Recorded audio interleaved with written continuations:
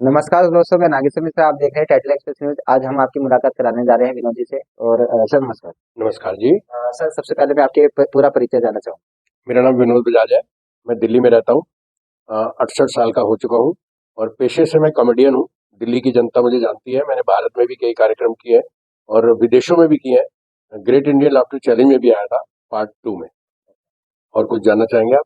तो सर, मैं ये पूछा था, जो स्मार्ट भारत पार्टी है अपनी, इस पार्टी का मतलब क्या सिस्टम है काम करने देखिए, जहाँ तक मैंने समझा है, क्योंकि मैं जो हमारे फाउंडर हैं स्मार्ट भारत पार्टी के, उनसे मैंने बात की है। उनके पास ऐसे जमीनी मुद्दे हैं जो मैं नहीं मानता कि आज तक किसी नेता के माइंड में भी आए हों। में? ये जानना चाहूंगा कि जो स्मार्ट भारत पार्टी की नीतियां हैं, क्या वो गरीबों के हित के लिए भी है? गरीबों के बारे में तो वो इतना सोचते हैं, वो तो चाहते हैं कि हर गरीब अमीर बन जाए, उसे मुफ्त में आटा चावल गेहूं ना मिले, वो खुद खरीद सके। और हालांकि अभी तो ये प्रॉमिस किया गया था ना कि मैं चाहता हूं ये देखना कि हवाई चप्पल वाले भी हवाई जहाज में घूमे। और यकीन मानना, मैं जानबूझ के 6 बार एयरपोर्ट गया हूं कि कोई हवाई चप्पल वाला हवाई जहाज में चढ़ा है। मैंने तो आज तक कोई छोड़ने आता चप्पल वाला नहीं देखा कि हवाई चप्पल में कोई एयरपोर्ट छोड़ने आया हो। तो हमारे जो फाउंडर है उनकी ये नीति है कि हाँ, सच में हवाई चप्पल वाला हवाई जहाज में चढ़े, लेकिन कैसे? हवाई जहाज की टिकट इतनी सस्ती हो जाए जैसे रेलवे के बराबर हो जाए। तो वो चाहते हैं, और हर एक की इतनी सैलरी बन जाए, इतनी तनख्वाह दे दी जाए उसको, वो इतना सक्षम हो जाए कि अपना घर खुद बना सके। उसको किसी से भीख नहीं मांगनी पड़े, उसको किसी से ब्याज नहीं लेना पड़े, उसको किसी से ऋण नहीं लेना पड़े। ये उनकी सोच है। भारत के प्रधानमंत्री नरेंद्र मोदी जी जिस तरीके से काम कर रहे हैं, आप उनके कामों से कितना सहमत मैं तो बहुत संतुष्ट हूँ, क्योंकि नरेंद्र मोदी साहब इतने बढ़िया काम कर रहे हैं। हमारे भारत का नाम रोशन कर रहे हैं। दुनिया जानने लग गई है। मोदी साहब जहाँ भी जानते हैं, जहाँ भी जाते हैं विदेशों में, उनके बारे में कितनी जय जयकार होती है। उन्होंने कितना नेट सड़कों का जाल बिछवा दिया है, कितने एयरपोर्ट बनवा दिए हैं, कितनी इंडस्ट्रियां लगवा दी हैं। बहुत अच्छा काम कर रहे हैं। लेकिन मेरा थोड़ा सा ये मानना है कि उनके जो निचले स्तर के लोग हैं ना, वो काम नहीं करते जितना काम चाहिए। जैसे स्वच्छ भारत का अभियान चला था, मैं नहीं मानता कि भारत स्वच्छ हुआ हो। अभी वो देख लो, सामने पीपल का पेड़ है, उसके नीचे कितना कूड़ा पड़ा हुआ है, आपकी आंखों के सामने पड़ा हुआ है। ये सब होना चाहिए। है? एमपी एमएलए है, पार्षद है, ये जमीनी स्तर पे अगर पब्लिक के लिए काम करे तो कितना बदलाव देखने को मिलेगा? देखिए, जहां तक मैं, जो मेरा अपना अनुभव है, मैं वो बता रहा हूँ आपको। एक बार को मैं ये मानता हूँ कि निगम पार्षद फिर काम करते हैं, बहुत काम करते हैं। उन्हें जरा सी कोई कंप्लेंट कर दो, काम कराते हैं। लेकिन इसके ऊपर अगर हम एमएलए पर आ जाए या एमपी पर आ जाए, तो मेरे ख्याल वो काम नहीं करते।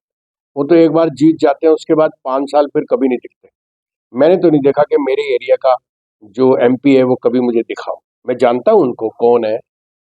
जब वोट लेने का टाइम होता है आते हैं, लेकिन उसके बाद या तो वो बिजी बहुत हो जाते हैं, या वो आ नहीं पाते, या वो आते नहीं है। तो ये जो बदलाव का समय है, जो अभी कुछ ही टाइम बाद लोकसभा इलेक्शन भी है, तो किस तरीके की राजनीति होगी दिल्ली में, देश में, और किस तरीके का बदलाव देखने की उम्मीद करेंगे आप? देखिए, मैं ये मानता हूँ कि जो हमारे ऑनर है पार्टी के, स्मार्ट भारत पार्टी के, वो तो इतना बदलाव ला देंगे कि आप सोच भी नहीं सकते, क्योंकि उनके जहन में इतनी स्कीम्स हैं जो जमीन से जुड़ी हुई हैं। और बाकी तो जितनी सरकारें आज तक काम करती आई हैं, उनके काम करने का जो तरीका है, जो रवैया, वो वैसा ही रहेगा। उसमें कोई बदलाव आने वाला नहीं है। लेकिन इधर मैं आपको दावा करता हूँ कि इनके अंदर इतने बदलाव लाएंगे कि आप सोच नहीं पाएंगे कि ऐसे भी बदलाव होते हैं। छोटी छोटी बातों पे बदलाव होंगे।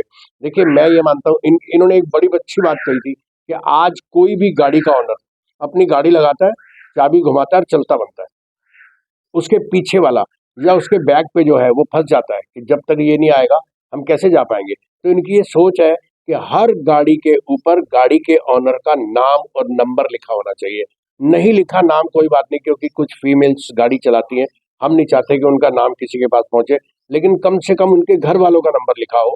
वो अपनी बेटी को खुद फोन करे कि बेटी, तेरी गाड़ी जगह जहाँ खड़ी है वहां से हटा ले, कोई बंदा उसकी तकलीफ में है। इस बारे में भी इनकी ये सोच है कि हर गाड़ी के ऊपर गाड़ी के ऑनर का नंबर लिखा होना चाहिए, मोबाइल नंबर। अच्छा, कुछ लोग मैं जो स्मार्ट भारत पार्टी से जुड़ना चाहते हैं, अभी हमने जैसे कि सुना है कि कुछ ही दिनों बाद एक अभियान शुरू करने जा रही है हमारी पार्टी, तो उस बारे में आप क्या कहेंगे? मैं तो यही कहूंगा कि आप ज्यादा से ज्यादा जुड़िए, लेकिन हम अपने साथ, जो हमारे ऑनर हैं, वो अपने साथ जोड़ने से पहले पूरा उसका फैमिली बैकग्राउंड देखेंगे, उसका चरित्र देखेंगे, तब अपनी पार्टी से जोड़ेंगे। हर ऐरे गहरे नत्थु खैरे को हम जोड़ने वाले नहीं है, ना हमारे ओनर जोड़ने वाले हैं। क्योंकि स्मार्ट भारत पार्टी में हर आदमी बहुत ईमानदार होगा, हद से ज्यादा ईमानदार होगा, तभी उसे यहाँ लिया जाएगा, अदरवाइज नहीं ले सकते।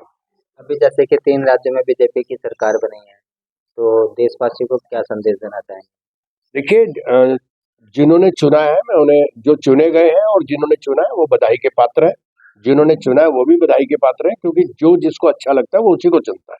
और मैं किसी को बुरा नहीं मानता, क्योंकि जो चुने गए हैं वो अच्छे होंगे तभी तो चुने गए हैं।